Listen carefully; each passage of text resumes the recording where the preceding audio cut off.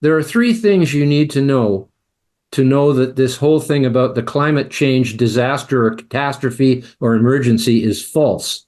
First, it is not too hot now. It is one of the coldest periods in the history of the Earth. That's why there's all that ice on the poles, which it wasn't there.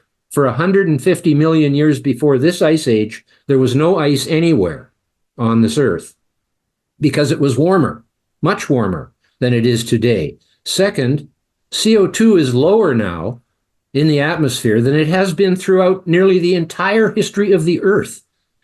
Right now it's at 420. During the most recent glacial maximum, it went down to 180 parts per million, which is not far above the death of plants, because plants don't just need CO2, they need a certain concentration of it. And even at 420, it is still nowhere near the optimum level for plants. It should be 800, 1200, and then you start getting a much lusher vegetation all over the world.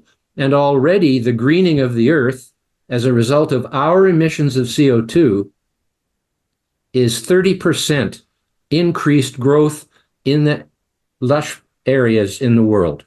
And the third thing you need to know is that all the CO2 that we are putting into the atmosphere, where did it come from? How did it get in the fossil fuels? By plants pulling it out of the atmosphere and the oceans. The plankton in the sea, the vegetation on the land, turned into coal, oil, and gas, and were lost from the air and the oceans. So all we're doing is replacing carbon dioxide. If there wasn't enough CO2 for the plants, we would all die too, because in the final analysis, plants are the bottom of the food chain. And so how can people be worried about putting CO2 back into the air and water, which was there in the first place?